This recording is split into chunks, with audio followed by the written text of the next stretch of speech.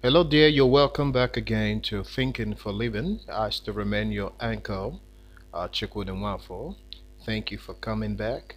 I'm still discussing on the topic P plus O equals S, which is preparation plus opportunity equals success.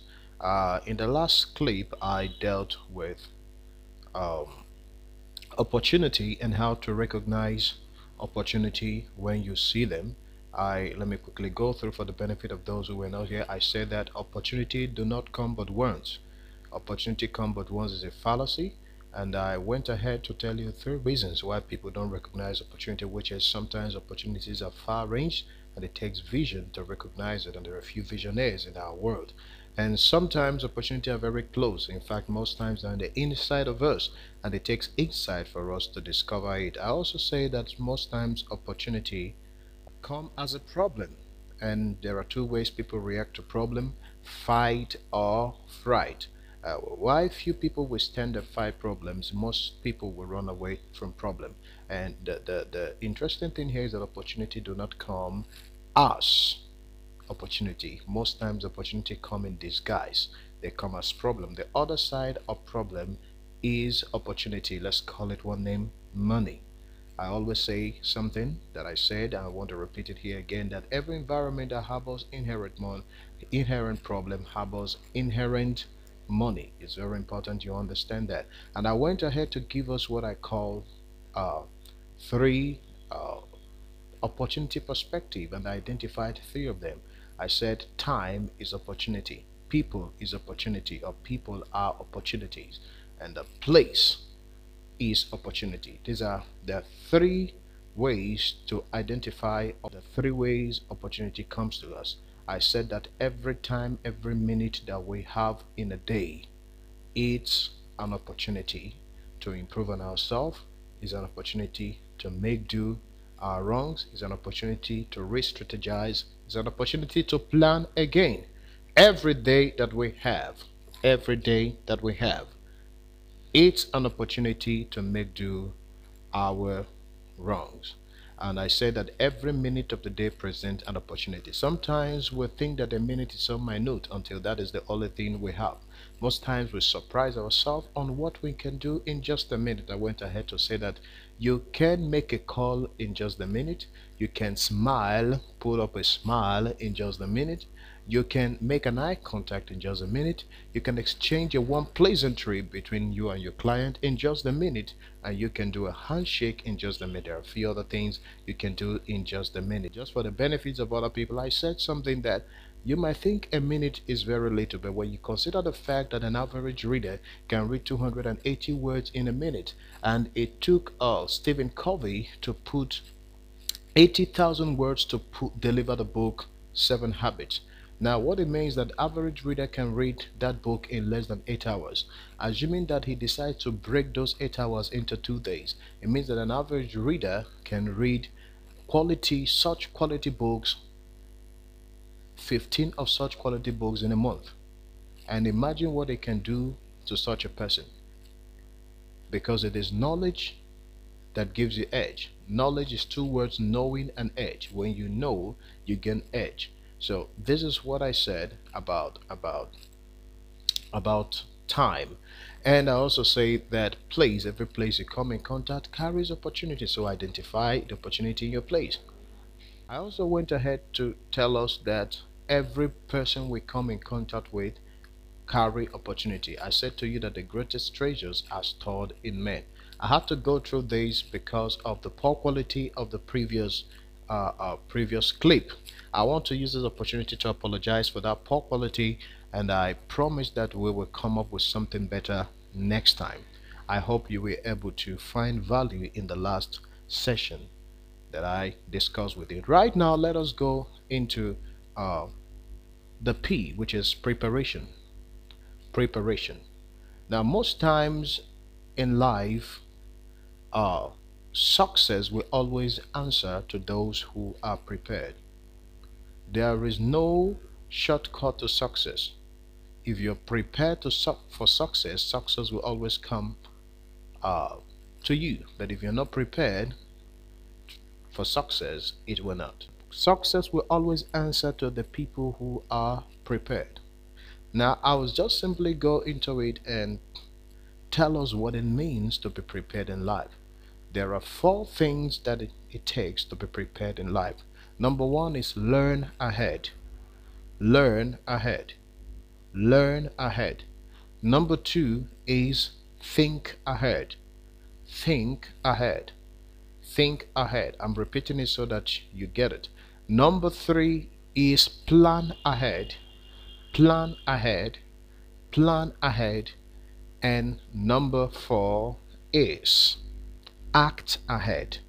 Act ahead. Now you get it. The four things that it takes to be successful or to be prepared in life is number one, think ahead, learn ahead, think ahead, plan ahead, and act ahead. Can you repeat it with me, please? Say with me, learn ahead, plan ahead, think ahead, plan ahead, and then act ahead. Learn ahead, think ahead, plan ahead, act ahead.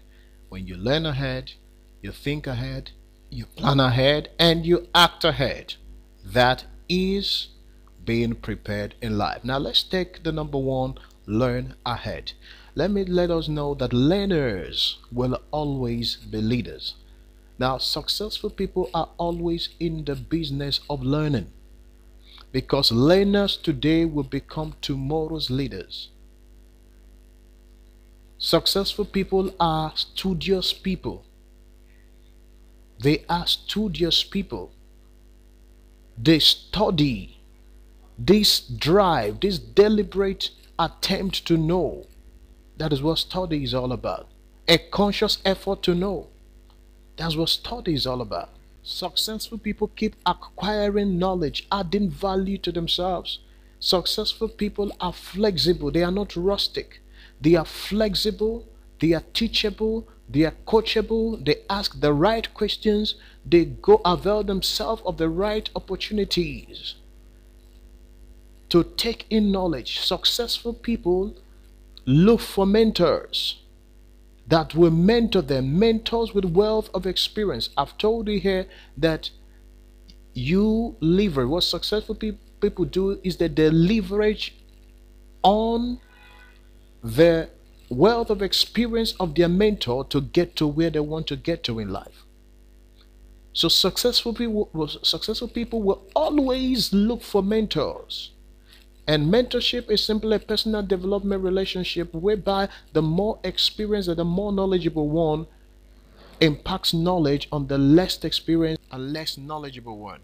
It's a relationship whereby the apprentice, which is the one that gets the mentor, that needs a mentor, or you call him the protege, learns from his mentor. So the wealth of experience of his mentor is a leverage for him to climb. So successful people read books. They read management books. Successful people locate the right materials. They source for the right materials in every area that they noticed that they need to improve on themselves. They get materials in that area and they read. They associate themselves with the right quality resource persons and ask right questions. They can pay a lot of money.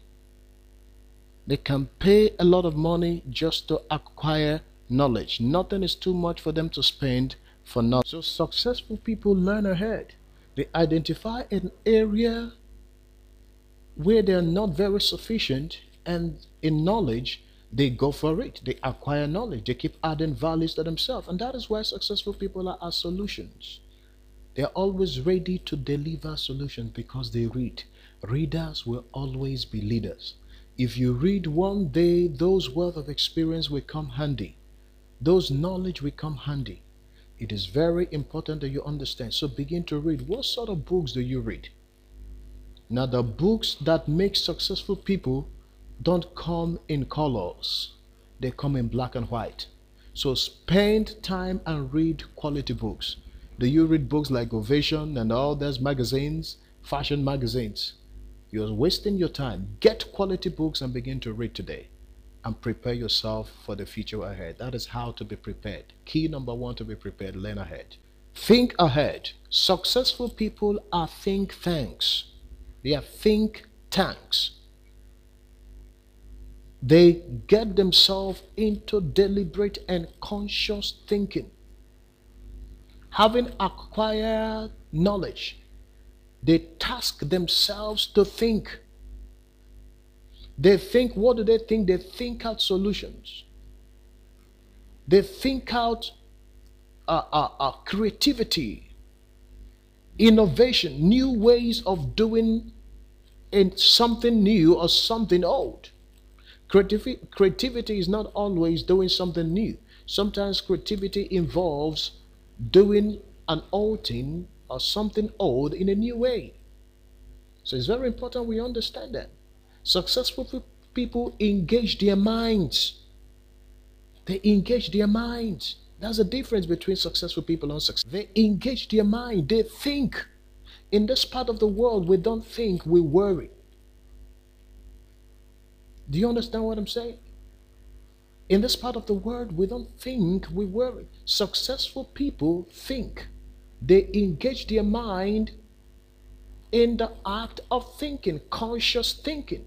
How do you do that? Get a subject, an area, isolate an area, isolate a topic, isolate a subject, and begin to think.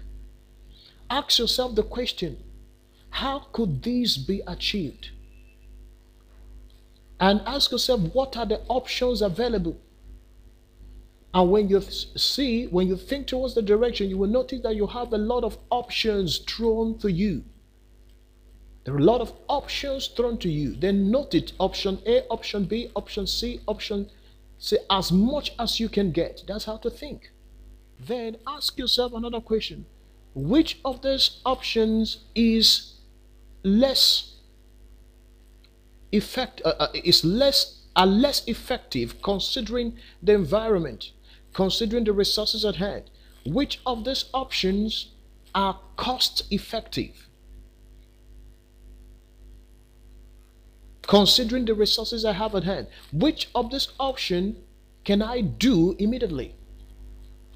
So you consider them, then you grade the options you have in according to the priority, according to the options, according to the cost effective. There's ones with high cost effectiveness. There's others with low cost effectiveness. So you have to group these options, and then you can also group them according to their urgency. By the time you group this option, you would realize that you have discovered a solution.